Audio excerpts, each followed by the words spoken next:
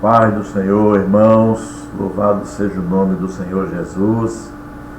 Aqui estamos nós outra vez para trazermos uma palavra de Deus ao seu coração. Eu espero que você esteja bem, que o Espírito de Deus esteja consolando o seu coração, fortalecendo a sua alma nesses dias difíceis, mas nós temos que enfrentarmos e perseverarmos na fé em Cristo Jesus. Quero ler com você em Gênesis capítulo 3, versículos de 1 a 18. É a história da queda, né? A serpente era mais astuta que todas as animais do campo que o Senhor Deus tinha feito. E esta disse à mulher: é assim que Deus disse: não comereis de toda a árvore do jardim?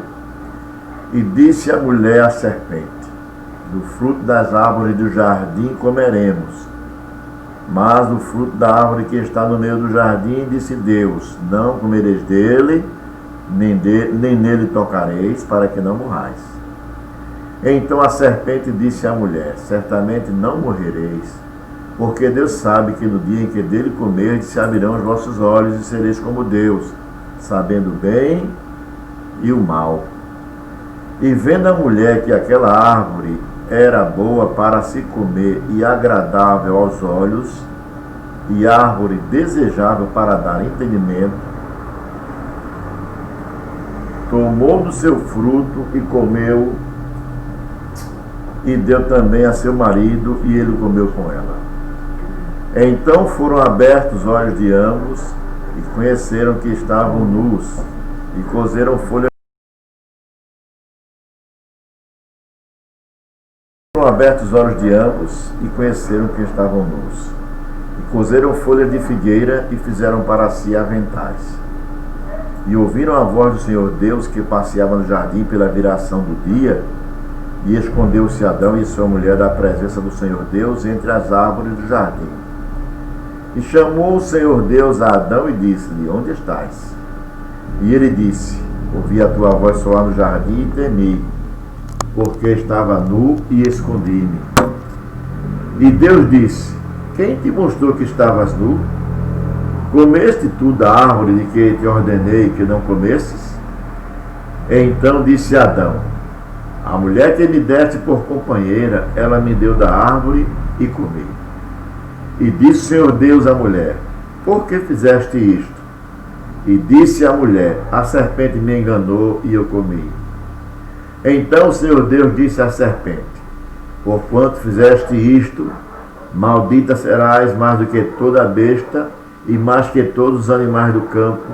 Sobre o teu ventre andarás e pó comerás todos os dias da tua vida. E porém inimizade entre ti e a mulher, e entre a tua semente e a sua semente. Esta te ferirá a cabeça, e tu lhe ferirás o calcanhar. E a mulher disse: multiplicarei grandemente a tua dor e a tua conceição. Com dor terás filhos, e o teu desejo será para o teu marido, e ele te dominará. E a Adão disse: porquanto deste ouvidos à voz de tua mulher, e comeste da árvore de que te ordenei, dizendo: não comerás dela, maldita é a terra por causa de ti. Com dor comerás dela todos os dias da tua vida, espinhos e cardos também te produzirá, e comerás a erva do campo. Que Deus aplique esse texto no nosso coração, mas nós vamos ainda ler um outro texto que está lá em João, Evangelho de João, no capítulo 12, verso 32. João, capítulo 12, verso 32, que diz assim, ó: e eu, quando for levantado da terra, todos atrairei a mim. E o Senhor aplique essa palavra em nosso coração. Vamos orar? Pai querido, obrigado por mais essa oportunidade que o Senhor nos dá de estarmos em sua presença e de podermos assim meditarmos em tua gloriosa palavra.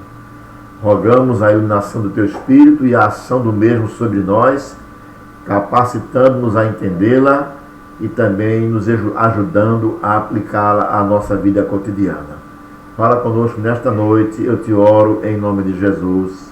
Amém.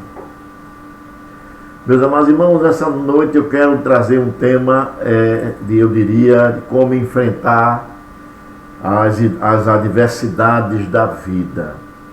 É muito importante destacar que eu li o texto da queda, pois a razão principal pelas quais nós enfrentamos a adversidade dessa vida não é outra senão o pecado. No versículo 18 do texto de Gênesis 3, o Senhor Deus está falando para o homem que a terra produziria cardos, abrolhos e espinhos. E quando ele fala isso, não é apenas no sentido da produção de espinhos,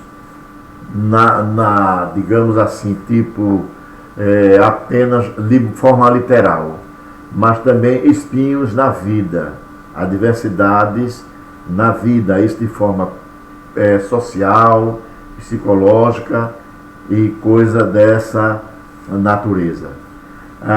É bem verdade que nós temos que sempre lembrar que até o homem cair, tudo estava perfeitamente organizado. Porém, a partir da queda, a partir do pecado, então, veio o caos, veio a desordem. E é a partir daí que Deus vai estabelecer uma hierarquia dentro da humanidade, e naquela ocasião o homem teria o domínio sobre a mulher, por conta do caos que o pecado trouxe. Não é? Só a obediência, irmãos, guarde essa palavra que eu vou dizer a você nessa hora. Só a obediência faz as coisas funcionarem. Quando nós desobedecemos, as coisas desandam. Esse princípio está em evidência até hoje. Jesus, quando vai nos ensinar a orar, ele vai falar exatamente sobre isso. Ora, eis assim, seja feito a vossa vontade. Por quê? Porque quando nós nos submetemos à vontade de Deus, estamos obedecendo, estamos reconhecendo que Ele é absolutamente capaz e perfeito para nos direcionar pelo melhor caminho. Não é? Há uma rachadura entre nós, entre o que somos e o que devemos ser. O pecado trouxe essa mazela, não é? O que somos e o que devemos ser. Nem sempre o ser humano é o que deve ser. Deus criou a gente para um propósito, mas o pecado então ofuscou esse propósito de Deus na nossa vida, e por conta disso o homem então, a cada dia que passa, ele sempre opta, sempre escolhe o pior caminho. A realidade é que a tragédia foi gerada com a queda, e a partir da queda tudo passou a morrer. A morte tornou-se uma realidade. E o que nós queremos enfatizar nesta noite é exatamente isso. Trazer a realidade para que nós possamos perceber quem somos. A ideia é: não confie em você mesmo. A Bíblia diz: maldito é o homem que confia no homem. Muita gente interpreta esse texto para dizer que maldito é o homem que confia no outro. Não. O texto está dizendo: maldito é o homem que confia no homem, que confia em si mesmo, que acha que o seu braço e a sua inteligência, que o seu ardil é suficiente para a vida. Mas a realidade é que não é. E só existe, então, um caminho para que as coisas possam voltar ao normal. Ou melhor dizendo, só existe um caminho para a reorganização de toda a estrutura da relação homem-Deus, Deus-homem. E essa opção é Jesus Cristo. Por isso que nós lemos o texto lá em João 12:32. Quando eu for levantado da terra, todos atrairei a mim. A intenção de Jesus é que nós olhemos para Ele, coloquemos nele a nossa confiança e assim possamos então ganhar o caminho do acerto de volta. O caminho da ordem seja restaurado na nossa vida. Poderíamos então afirmar que Jesus é o caminho da reorganização da vida humana.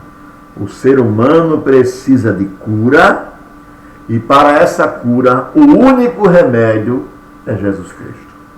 Ou o homem opta por Jesus Cristo, ou ele vai ser sempre um ser enfermo, vai ser sempre um ser inclinado para a malignidade, sem forças e sem condições de superar suas mazelas, sua malignidade.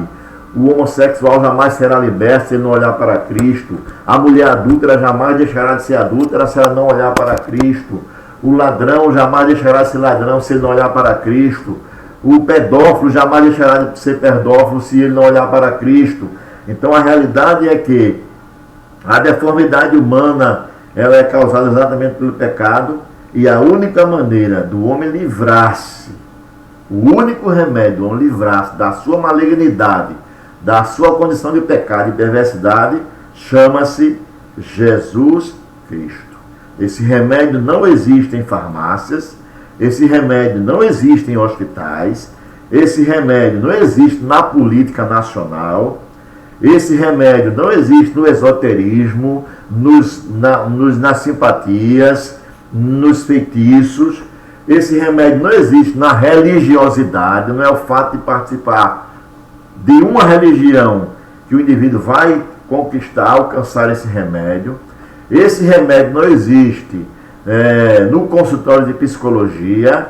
Esse remédio ele é exatamente Jesus Cristo, e ele só pode então estar ou acontecer na vida do indivíduo se de fato o indivíduo olhar para ele. Quando eu for levantado da terra, todos atrairei a mim. Talvez você pergunte nesta hora: eu não percebo, não é, a necessidade de cura.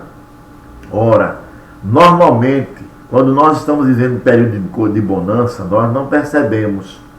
Mas se você parar para refletir sobre a sua malignidade e os caminhos perversos que você tem andado, você vai perceber de que você precisa de Deus. Que por esse caminho que você tem andado, você está absolutamente distante de Deus. E se você terminar os seus dias de vida dessa maneira, você então terminará seus dias de vida separado de Deus e não tem mais volta. Essa é a pior doença que o homem pode viver em sua existência. Ainda falando disso, você pode também perceber que as adversidades que você enfrenta com família, com filhos, com pessoas, no trabalho, com seres humanos e na sua própria natureza, tudo isso pode ser definido como os espinhos que a terra produz para a sua existência. A realidade é: a humanidade precisa de cura para livrar-se dos espinhos e desconfortos da vida, porque ela tem doenças. Ela tem doenças inegáveis, doenças físicas, não é? A começar do envelhecimento, das deficiências visuais, das dores que muitas vezes sentimos, não é? Então são chamadas doenças físicas, a velhice, a fome, a fraqueza, a enfermidade que às vezes nos atinge e ficamos impotentes. Estamos vivendo nesse momento um período de pandemia, por exemplo, e o coronavírus está aí matando pessoas e assustando a sociedade num todo. São doenças físicas que alcançam a humanidade. Existem também as doenças psicossomáticas, que são as enfermidades da alma, do psique, do coração, podemos chamá-las de enfermidades emocionais, não é? Que são muitas. Às vezes o pai sofre por conta de um filho que dá desgosto, uma mãe sofre por conta da filha que lhe decepciona, que lhe envergonha. Então, é a esposa que sofre também por ser envergonhada pelo marido e vice-versa.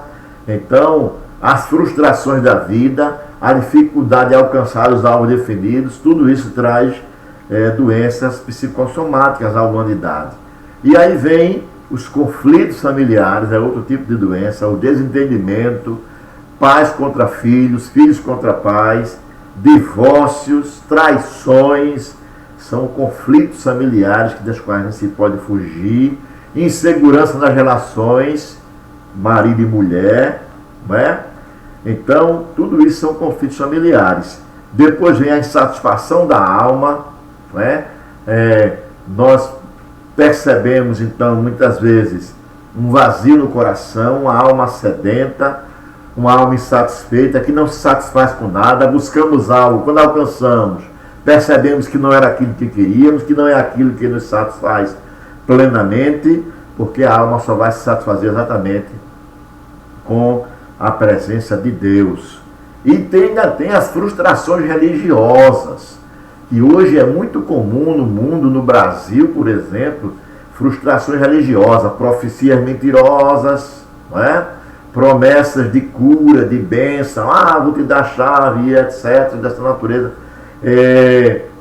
E as pessoas, quando não veem se cumprindo, começam a ficarem frustradas religiosamente. Em quem eu vou crer? Em que igreja eu vou servir? Que pastor eu vou dar crédito? Por conta dessas frustrações religiosas. Pastores desonestos, infiéis e etc. Coisa dessa natureza. Então, são as frustrações religiosas.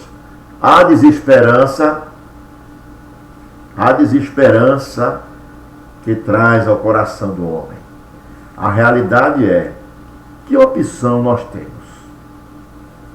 Que opção você acha que você teria?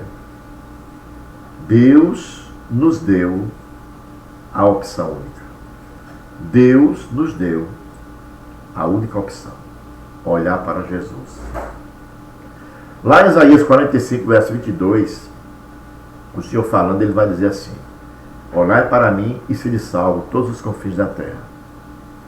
Já no Novo Testamento, o escritor aos Hebreus vai dizer o seguinte: Deus falou para nós, aos nossos pais, melhor dizendo, pelos profetas, mas a nós hoje nos fala pelo seu Filho, a quem constituiu o herdeiro de todas as coisas. Então a nossa única opção é olhar para Cristo, porque é olhando para Cristo que nós iremos olhar para Deus. O escritor a Colossenses, o apóstolo Paulo, vai dizer que ele é a imagem do Deus invisível. E aquilo que o mundo pode conhecer, que o homem pode conhecer a respeito de Deus, está revelado em Jesus Cristo. Então, eu preciso olhar para Jesus. Sua pessoa, é importante olhar para ele, para a sua pessoa, não é? Pode ser chamado então do Jesus histórico, a pessoa de Cristo, desde o seu nascimento até a sua morte. Olhar também para o que ele fez, todas as obras que ele realizou, e obviamente olhar para o que ele promete. Note que eu não falei prometeu, ele promete. Por quê? Porque todas as promessas do Senhor Jesus Cristo estão em absoluta evidência. Já parou para olhar para Cristo como pessoa? Seu nascimento foi milagroso, não é? Sua vida foi de santidade, sua vida foi de exemplo, sua morte foi abnegada, foi sacrificial, foi por amor. Então, quando você começa a olhar para a pessoa de Cristo, você vai ver que ele, de fato, só pode ser Deus, porque só um ser santo poderia ter tantas características peculiares como teve Jesus. Já olhou para o que ele fez, os milagres, as intervenções que ele operou, e se você perceber, olhar ao seu redor, você vai ver que ele continua fazendo. Ele continua libertando pessoas, transformando vidas, quebrando o jugo do pecado. O indivíduo é viciado no álcool, ele liberta. O indivíduo é viciado na homossexualidade, ele liberta. O indivíduo é viciado na prostituição, ele liberta. Então, o indivíduo é viciado na maconha, na droga, ele liberta. Ele continua fazendo. Essa é a realidade. E a outra maneira é exatamente olhar para o que ele promete. Todas as suas promessas estão em evidência. Todas as suas promessas não caíram por terra, ainda não acabaram.